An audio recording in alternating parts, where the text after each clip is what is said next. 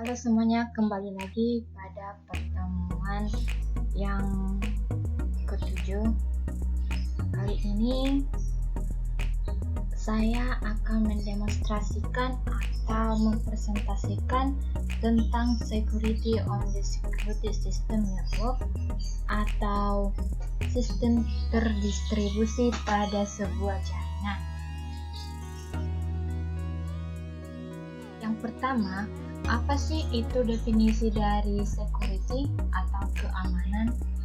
Security atau keamanan merupakan serangkaian langkah untuk menjamin privasi, integritas, dan ketersediaan sumber daya seperti objek, database, server, proses, saluran, dan sebagainya yang melibatkan perlindungan benda dan mengamankan proses dan saluran komunikasi. Maksudnya di sini adalah keamanan untuk menjaga privasi.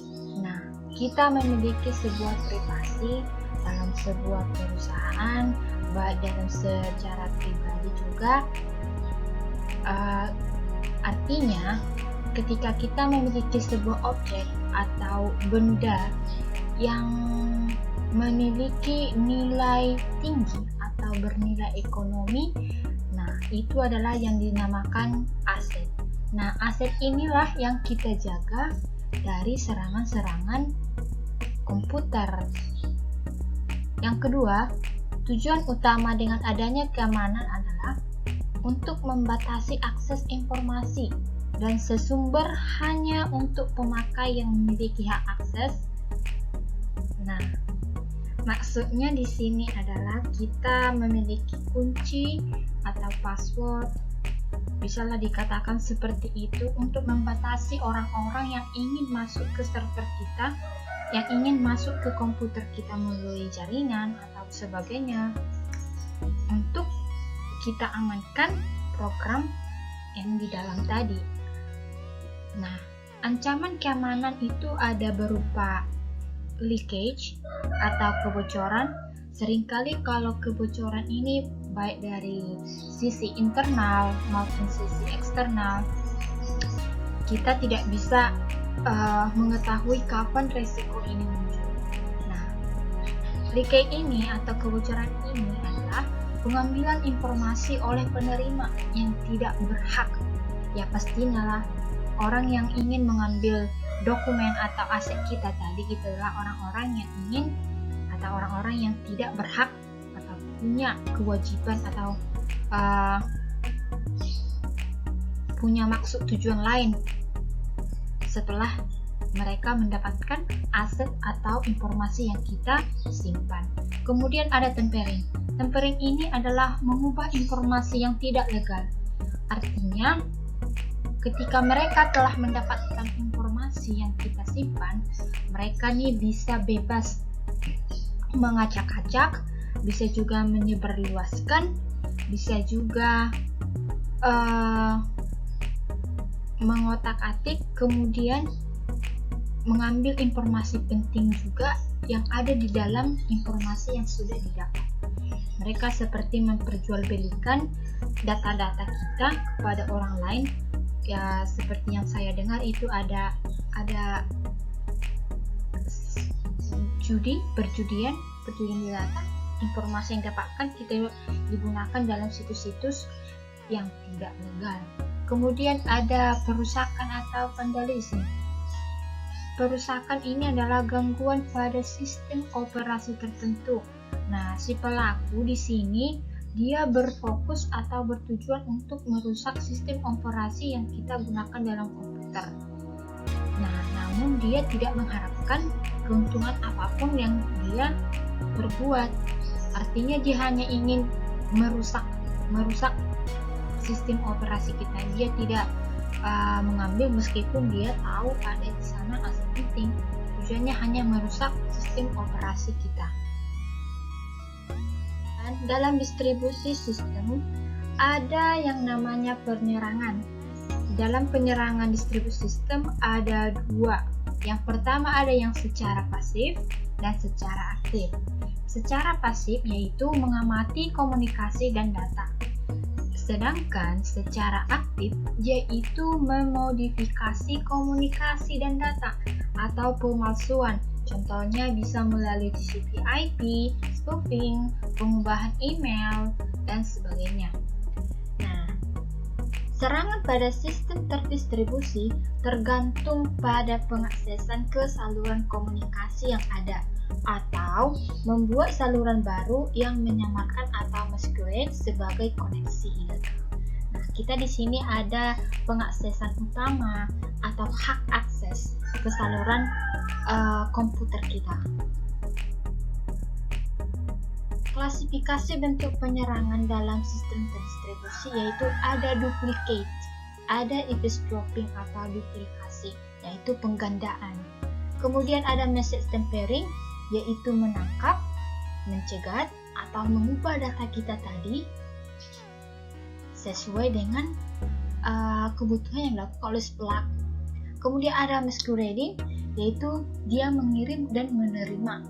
Kemudian denial of service, dia penggagalan akses. Nah, penggagalan akses ini dia menyerang melalui sebuah jaringan. Kemudian replying, menyimpan. Dia akan menyimpan aset-aset yang kita simpan, aset-aset yang nggak penting dalam sebuah komputer kita yang sudah dibobol tadi. Perancangan sistem yang aman tentu pasti kita harus merencanakan sebuah pencegahan yang baik dan benar dalam sebuah sistem terdistribusi. Namun, ada kalanya dalam sistem terdistribusi itu pastinya ada yang dinamakan resiko. Nah, resiko ini kita tidak bisa cegah kapan datang, kapan terjadi, dan kapan dia dilakukan oleh penyerang komputer. Kemudian, perancangan sistem yang aman memiliki tujuan yaitu mencegah semua serangan yang saat ini diketahui ataupun yang akan datang dengan cara rancangan mengikuti standar yang ada, memodekan validasi melawan ancaman yang diketahui, audit terhadap kegagalan yang terdeteksi. Meskipun demikian telah dirancang, namun perancangan dalam sistem yang aman juga ada yang namanya rancangan yang buruk. Nah, rancangan buruk ini yang seringkali membuat dalam komputer kita atau sistem jaringan kita itu memiliki hak bebas atau hak akses yang sangat terbuka lebar untuk si penyerang. Contohnya dia antarmuka. Antarmukanya itu passwordnya itu mudah dipecahkan. Biasanya password pasti dilakukan dengan kalau bukan tanda tanggal lahir, bukan nama dengan tanda lahir digabungkan, pastinya pelaku sangat mudah untuk melacak sistem kita. Kemudian jaringan tidak aman. Nah, jaringan tidak aman ini artinya kalau kita pergi ke situs web atau situs Google pasti ada yang namanya HTTPS dengan HTTP. Nah, kedua ini sangat berpengaruh. Kalau HTTPS itu sudah aman atau ada kejadian, sedangkan HTTP itu belum aman. Tentu juga sangat mudah untuk pelaku masuk ke jaringan kita. Kemudian membatasi waktu dan ruang lingkup setiap kunci rahasia. Kemudian algoritma dan kode program tersedia bagi penyerang. Mereka sudah punya algoritma kode program untuk masuk dalam sebuah jaringan kita. Passwordnya itu merah dicoba di otak-atik lagi masuk. Katakanlah algoritma kode kita itu sederhana sehingga mudah untuk dipecahkan. Kemudian penyerang memiliki akses ke sumber. Nah, kalau si penyerang sudah memiliki akses, otomatis kita tidak bisa berbuat apa-apa. Kalau mereka sudah punya kunci, sudah tahu nih kuncinya, otomatis kita hanya bisa melakukan pencegahan lanjutan. Kemudian meminimalkan komputer yang menjadi inti implementasi sistem. Di dalam jaringan sistem terdistribusi pasti juga ada mekanisme dan juga kebijakan dari sebuah keamanan.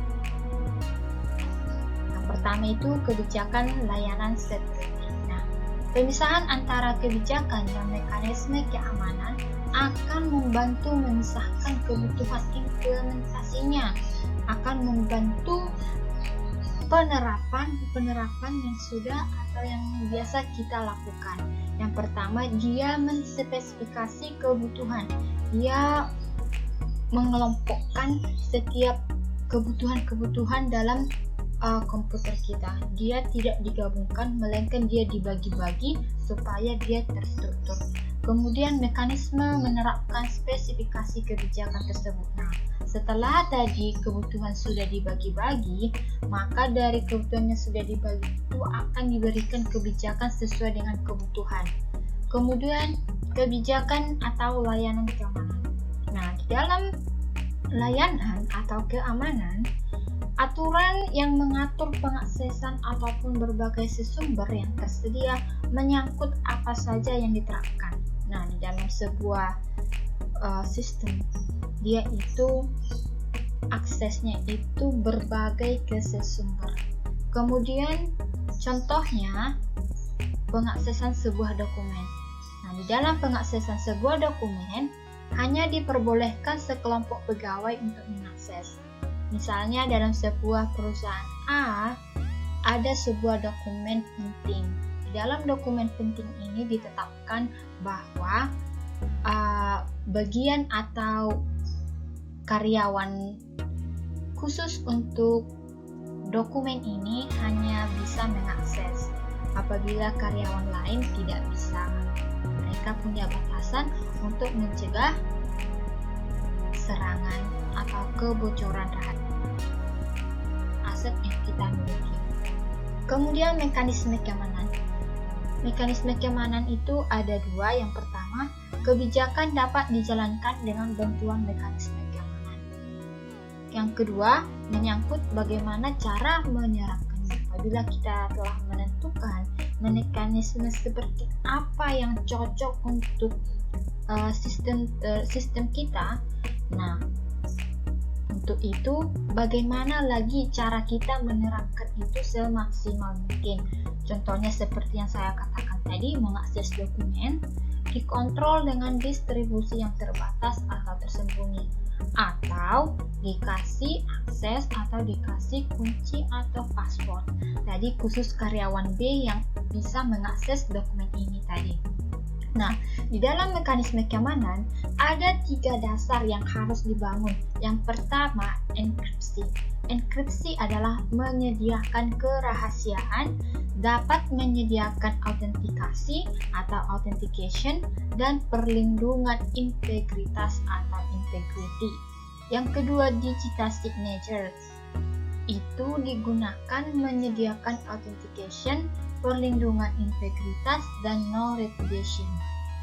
Ketiga, algoritma checksum atau hash digunakan untuk menyediakan perlindungan integritas dan menyediakan authentication.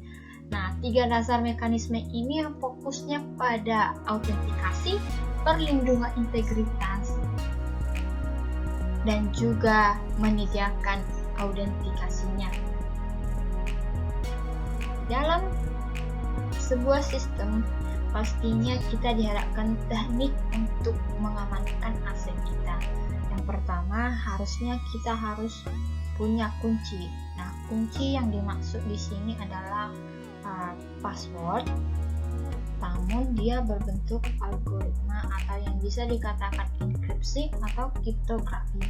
Nah, kunci ini ada 2, ada yang dia bersifat panjang, ada yang pendek, long term key atau short term key. Nah, kunci ini adalah kata lain dari cryptographic key. Nah, cryptographic key itu ada 2, ada yang self secret key, ada yang public atau private key. Nah, enkripsi di sini adalah proses penyembunyian isi atau algoritma dalam bentuk kunci atau key. Ini adalah perbandingan dari enkripsi. Enkripsi short key itu dia langsung punya satu kunci, dia langsung ketika kita masukkan kunci tadi, dia langsung execute channelnya langsung masuk ke sebuah dokumen maka terbuka. Namun bedanya dengan enkripsi public atau private key, ketika kita masuk insert channelnya itu tidak langsung ditujukan ke dokumen, melainkan kita diproses di sini di insert-nya ini. Kita diproses, sini diproses. Setelah diproses, apakah kunci ini cocok untuk mengakses dokumen ini? Apabila ya, maka dia private key-nya akan terbuka. Nah, setiap orang dapat mengenkripsi dengan public key, hanya satu orang yang bisa mendekrypt dengan private key-nya. Dan inilah gambar dari enkripsi data. Nah, di enkripsi data ada namanya session key. Di session key ini, misalnya ini adalah data kita tadi yang pengen kita ambil di sini. Nah, di session key ini kita adalah encrypt-nya. Ini adalah encrypt atau enkripsinya tadi, reception public key. Ketika di enkripsi ke session key, maka dia akan ke encrypted session key ke deskripsi. Ketika sudah terbuka, maka dia juga dekripsi, dipecahkan kode dari kunci ini represents private key. Maka session key-nya akan dideskripsikan untuk menuju sebuah database. Yang terakhir adalah kriptografi. Kriptografi ada 3. Yang pertama, kriptografi kunci simetris. Artinya, satu kunci digunakan dalam proses enkripsi dan deskripsi prinsip kerja. Artinya, pengiriman dan penerima sepakat menggunakan sistem kriptografi. Pengirim dan penerima sepakat menggunakan satu kunci tertentu.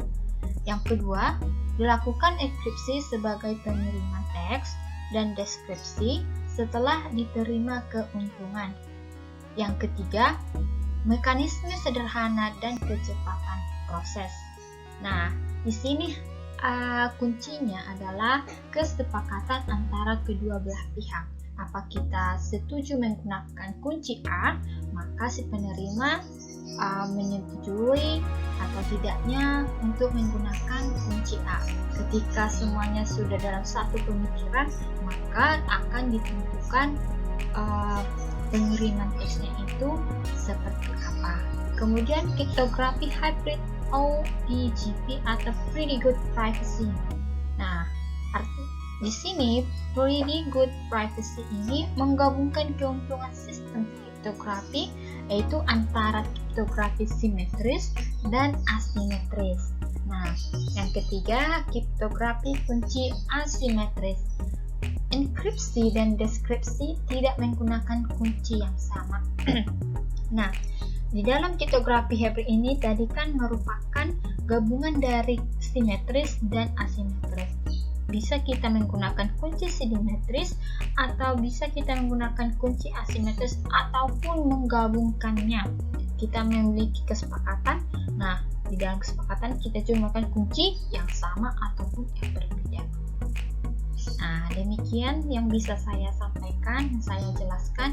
Terima kasih dan sampai jumpa.